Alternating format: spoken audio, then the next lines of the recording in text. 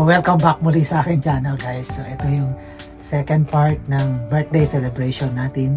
Gift revealed naman tayo. Ito yung mga natanggap kong regalo mula sa aking sarili. So ayan guys, magre-revealed naman tayo. Ayan natin yan. Tapos kain tayo ng konting cake natin. Masarap yung cake.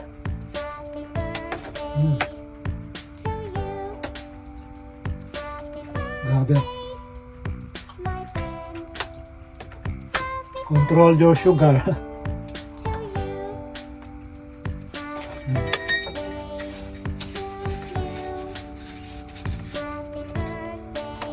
Ngayon lang ako kakain ng cake. So magre-reveal tayo ng mga gift natin guys.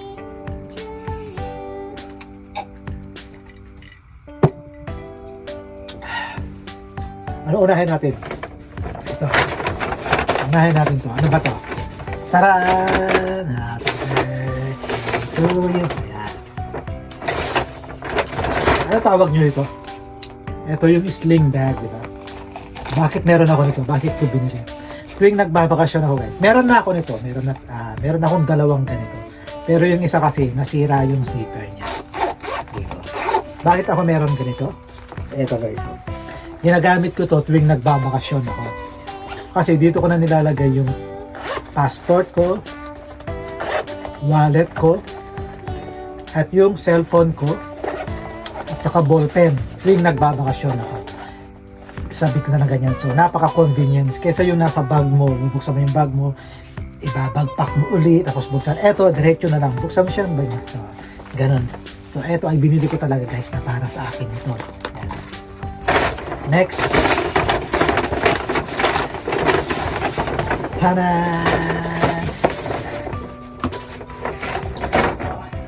Ang ganda ito guys, napakalambot sa paa. Meron tayong tsinelas na pangloob. Ano ba tawag sa tsinelas nito? Ayan. Ayan o. Panloob. Dalawa. Ayan. Isang blue, so isang black and white. Ang ganda guys sa paa. Sorry. Ayan, ang ganda. Nabusog ako sa kinain ko. Busog ako sa pagkain natin. So, ayan yung regalo natin na natanggap. Next. Ito. Alayan nyo kung ano ito guys. Ayan. Ito ay isang special na gift ko na natanggap para sa akin sarili. Natanggap kong gift ko na galing sa akin sarili. Ayan. Isa siyang ano to nakalagay? Orjone Jewelry. Orjone J-A-U-N-E. Orjone Jewelry. Ayan. Ito guys, tignan natin.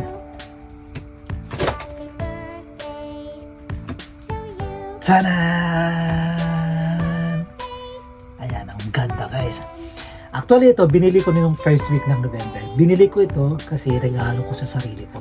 Ang birthday ko guys ay November 30. Binili ko ito ng first week. So, isang regalo ko na rin ito sa sarili ko. Ayan. Pakita ko sa inyo guys. Ang ganda kasi. Ayan. Meron na akong isa. Ito naman, binili ko ito ng parang, kung di ako nagkamali, October. Ayan. Ayan siya. So, ito naman ang ganda nito guys. Pakita ko sa inyo. Sabi nung binilihan ko ano daw, Chanel. Sabi ko, ano Chanel yan? Bakit Chanel? Chanel daw yung style. Ang ganda kasi. So mura lang ito guys. 18 lang to, 18 karat. Ayan, suotan natin. Ayan guys. Ganda diba? Ayan. Salamat at nakabili tayo nito. Next. Ito naman. V perfume. Mahilig tayo sa perfume guys. Marami talaga akong perfume. Mahilig talaga ako namili ng mga perfume. Gusto ko kasi laging smell. Alam mo, pagka nakaka-smell ka kasi ng mabango. Lalo na yung fresh lang siya. Saka minty. Tapos fresh. Lemony. Basta mga fresh yung pabango. Gustong sulat. Parang nare-relax ako.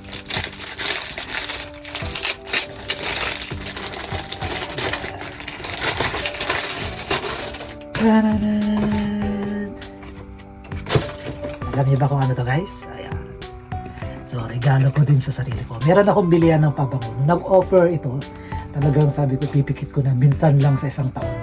O minsan lang sa buhay ko magkaroon ng ganitong pabango. Allure. Ayan. Grabe, ang bango nito guys. Alam niyo ba? Yung pag pumupunta ako ng mga perfumery, sa mga shop ng perfume, talagang hanggat maaari, nag-i-spray ako nito.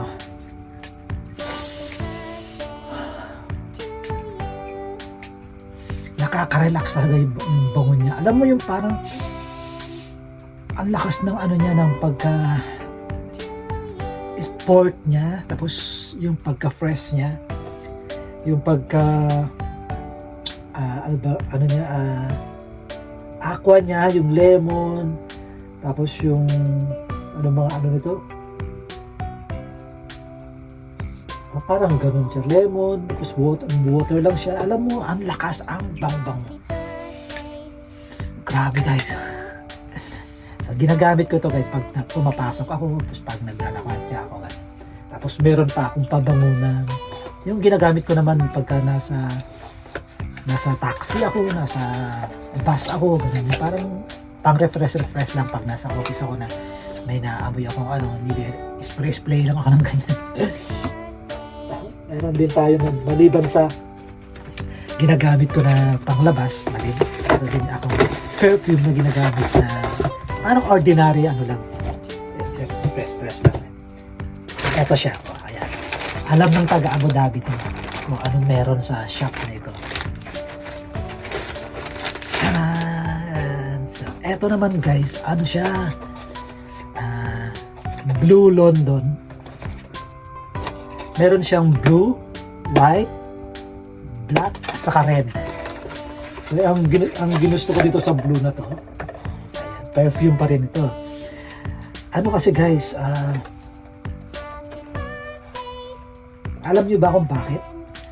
Ito yung parang yung kaliligo mo na amoy sabon. Ito yung hinahanap ko eh. Amoyin nyo guys, amoyin nyo. Amoy siya, yung parang katapos mo naligo, yung sabon. Ganun yung amoy niya. Sa amoy ko sa pangamoy ko. So, ayan, ito yung ginagamit ko minsan. Nilalagay ko ito sa bag ko. Pag sasakay ako ng taxi, spray lang ng ganyan. Sasakay ako ng bus, spray lang ng ganyan. Basta yung naglalakad ako, okay din yung naglalakad ako dyan. Pero yung guys, yung branded na perfume ko na medyo mahal, ginagamit ko yung talaga pag punta ako ng office. At kung nasa office na ako, gano'n. Tapos bago ako sasakay sa namin, sa bus namin, ipon-ipon lang. Ayan. So, next, pa? Eto naman. So, ayan. Bumili tayo ng jeans. Ayan. Dito ako bumibili guys ng jeans. Bakit? Kasi yung fit ng Gap, gusto ko fit din sa akin, sa payat ko nito, saka sa height ko nito. Maganda yung nila, fit nila kasi low rise. Plus meron silang skinny, slim na slim slim taper. Hindi siya ganun ka-slim, hindi din siya ganun ka-luwag. Alam niyo naman dito sa Middle East guys, hindi ako basta-basta bumibili ng kung saan-saan. Kasi, bakit? Kasi guys, ang lalaki. Pati mga damit dito, t-shirt. Minsan, extra small na, ang laki pa rin. Ang haba pa rin. Ganun. So, yung mga pantalon dito, grabe, ang lalaki. Ang lalaki naman ganito. Dito sa niya, sa low rise kasi ito. Kaya, lagi ako bumibili sa Gap. Low rise yung habol ko. So, mostly lahat ng mga halos lahat ng jeans ko galing talaga ng Gap. Medyo kamahalan pero tumatagal naman siya. So ayan. So ang gagawin ko pa rito guys, since mahaba, ko siya, paputol ko yung length niya. So ayan. Ito yung mga regalo natin na natanggap sa birthday ko galing sa akin. Giniginaw tuloy ako. Giniginaw tuloy ako. Malakas yung AC namin dito.